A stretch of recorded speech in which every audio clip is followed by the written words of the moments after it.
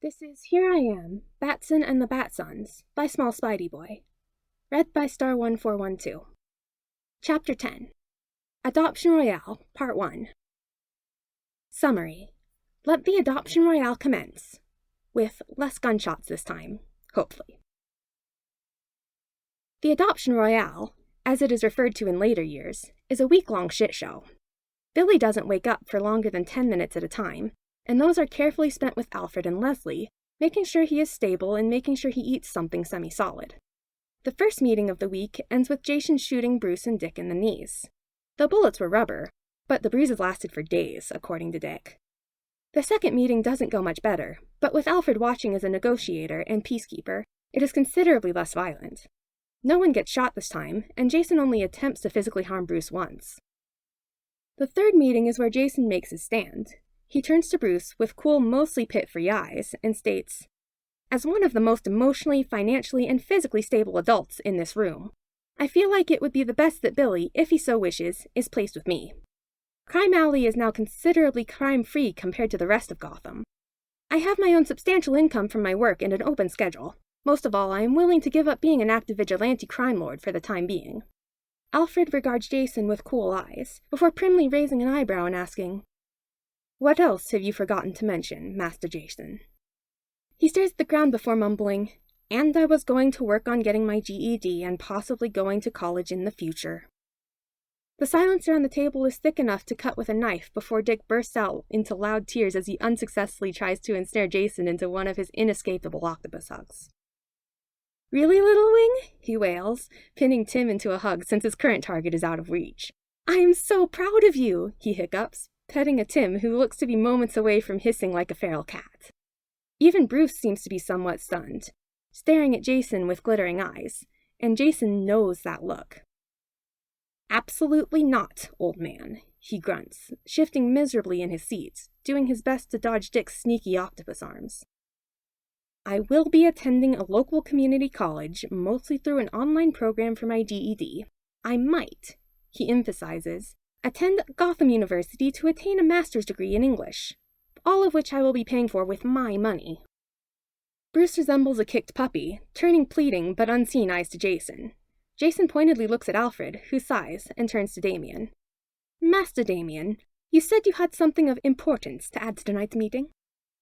Damien nods, before producing, seemingly out of nowhere, but probably out of his cap, a purring cat. "This," he sniffs haughtily, "is Kona. Me and Timothy found her, and she is our cat. Alfred, since Timothy has not brought this up yet, may we please keep her?" He turns pleading eyes to Alfred. "Father said that it was up to you, since it's the first thing me and Timothy have not fought over." Bruce turns his sharp eyes to Tim, who only shrugs at him, before taking a drink from his mug. "Her full name is Kona Coffee. Me and Damien have worked out a timeshare and a pet duty schedule." Alfred regards him with unfazed eyes, before gently smiling, mischief tugging at the corners of his otherwise serious-looking face. "If Master Bruce has no issues with this, I do not see why I should. After all, it is nice to see you and Master Timothy get along like brothers should," he says to Damien, ignoring Bruce's betrayed facial expression. "Now, I believe that tonight's meeting is adjourned. After all, some of us have school tomorrow, and some have promised to go to bed at a decent time without sneaking out for an extra patrol," Alfred states, plucking the nearly full mug of coffee from Tim's hands, shutting his laptop and ushering the grumbling older boy out of the room. "Now, Master Damien, it is time for bed. It is unseemly for young masters to sulk instead of doing what they are told.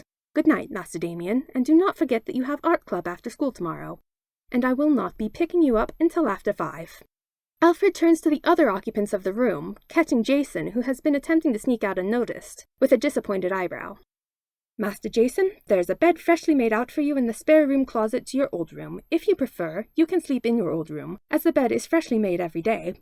I will not be listening to your objections. You will be here tomorrow night, so you might as well stay until things are resolved with young Master William."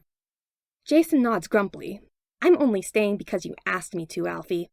And I want to keep an eye on Billy, so don't you bastards be getting any ideas, you hear me?" He half-heartedly snarls, swatting away another one of Dick's attempts to hug him. "But Little Wing," Dick whines, making grabby hands toward Jason, making a general nuisance of himself per usual.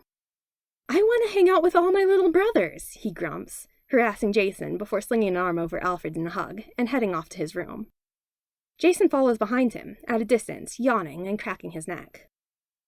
Bruce is the only one left, and he tries to make his escape before Alfred ensnares him. "Master Bruce," Alfred scolds him, "that means bed for you as well. After all, aren't you supposed to be setting a good example for the children? What will they think if they find out you've broken your promise and patrolled without them?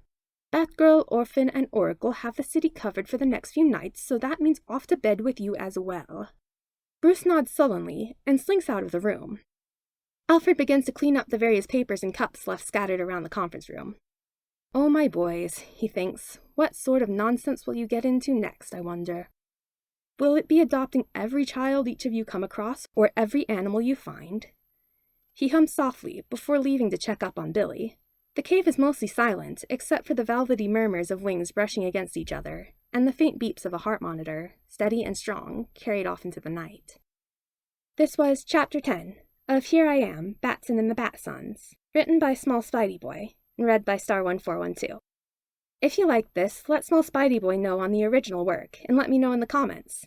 If you have any ideas for other works I could read, let me know in the comments, and I'll see what I can do. Thanks for listening!